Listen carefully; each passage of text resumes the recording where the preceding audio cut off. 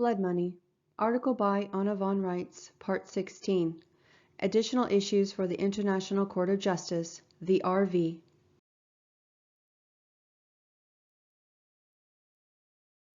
There can be no legal or lawful revaluation of currency in the presence of a completely rigged system controlling both trade and commerce connected to currency commodities.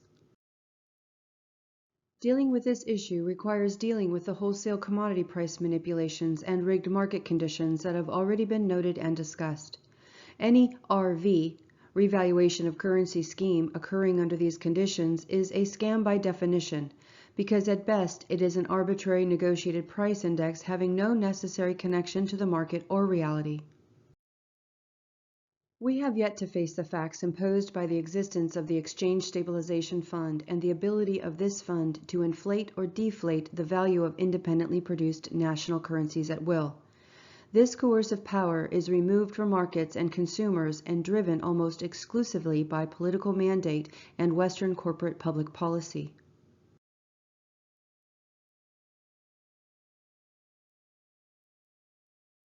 The euphemistically named Exchange Stabilization Fund guarantees that a USA-led hedge money will dominate world currency markets from now on, until and unless it is universally acknowledged that commodity rigging, including currency commodity rigging, fosters unnatural market conditions in which lies and arbitrary prejudices consume both commodities and lives. We have yet to nail down and admit and honestly evaluate the vastness of the precious metals resources of this planet, both already mined assets and assets in the ground. We don't actually have a farthing in the wind estimate of how much gold or silver or platinum already exists in mined or refined condition, much less how much is already cataloged as estimated in-ground assets. We haven't admitted to the new technologies that exist which are capable of extracting everything from gold mined from sand and seawater to plastics recaptured from the air. Nor have we begun to fathom the value of rare earth minerals like molybdenum and cobalt, much less the cost of mining, refining, and cleaning up of the often poisonous detritus of harvesting these increasingly important resources. Most distressingly, we have not dealt with the value of life's necessities: pure and abundant water, arable and fertile farmland, healthy river and sea ecosystems, and all the other commodities that become increasingly valuable as pollution, scientific ignorance, and population stress take their toll. We consider these things to be the most valuable of all commodities, but we do not suggest that they be brokered and bought and sold by commercial entities on stock markets. We suggest that their value be recognized and that investment in these commodities should be built into any sane world economic system and should be a primary focus and concern of every national government. We suggest that open-hearted and transparent investment in these life-sustaining resources of our planet should be rewarded by increased value of each national currency and of a new worldwide currency that also gains value based on improvements made to the natural resources and labor force of each and every country.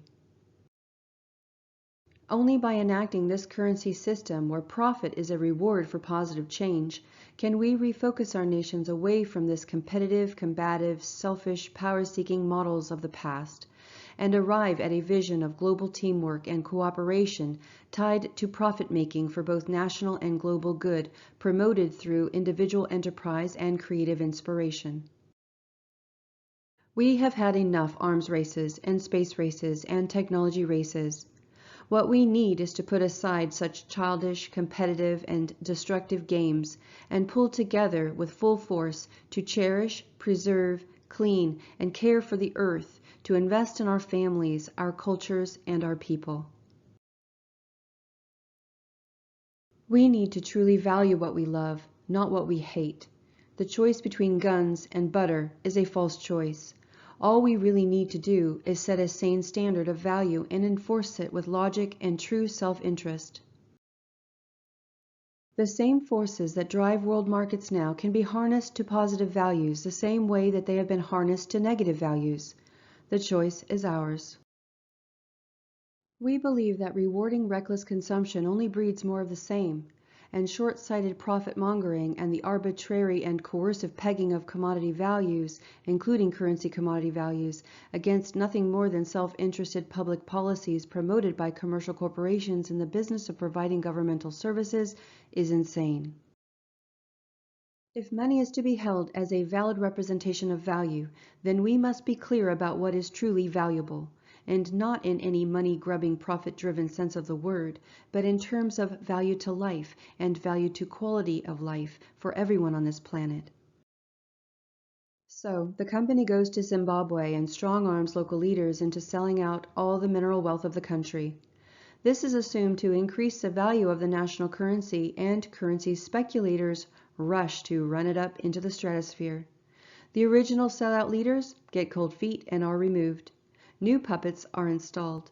The people riot when they find out what is going on. Thousands are killed. News of this is suppressed. Fat slobs in London wipe the gravy off their chins and pat the BBC on the head. Good dog. Nothing to see here. Just move along. That is the way things have been for many years, but for self-evident reasons, this is not the way for us to continue. When Lord Sassoon bites his lip and stutters famously that only 1,500 tons of gold have been mined in the history of the world, we have to ask which world he's been living in. Obviously, his world is profoundly disconnected from reality, which is precisely the evil that we see all around us, every day, in every way. We are living in a kingdom of lies and violence and self-destructive idiocy, for no valid reason but illusory profit-making. Ask yourselves, if energy is neither created nor destroyed, and matter is only an expression of energy, what possible gain or loss is there? Evidently, all true value lies in how we structure things and what we value. We do have eyes, ears, brains, and the sense that God gave us. We presume that we are meant to use these assets to improve upon and use and enjoy and share all the rest. Our Creator is not a deadbeat dad. Every nation on this planet has everything needed to build a good life for its people and for the earth as a whole. The United States of America, our unincorporated federation of states, is the actual legal and lawful owner of all American assets in international trade and global commerce, assets that must be accounted for and deployed. If there is going to be a revaluation of world currencies, our so-called legacy trust assets and $500 million American silver dollars, each pegged against approximately $55,000 worth of territorial U.S. debt, must be accounted for. If not, any RV is just another capricious, dishonest, arbitrary, and ultimately meaningless exercise designed to implement a continuing public policy of corporate feudalism, which is increasingly and dangerously disconnected from life and love. We have required the return in possession of the labor bonds that were issued in our names. We also require the return in possession of the gold and silver assets cashiered by the British-run territorial U.S. government. For the good of the whole world, the Holy See, the British monarchy, and the Lord Mayor must return the purloined American assets to the lawful American government and stop trying to interfere and circumvent our control of our own assets.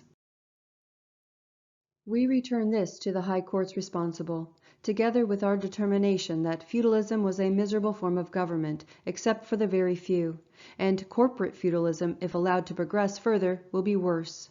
Whereupon we object to any continuing legal presumptions being made against us by our treaty partners and fellow principals, and any further delay, obstruction, or meddling in our direct administration of our assets. Anna Maria Reisinger, Fiduciary, the United States of America.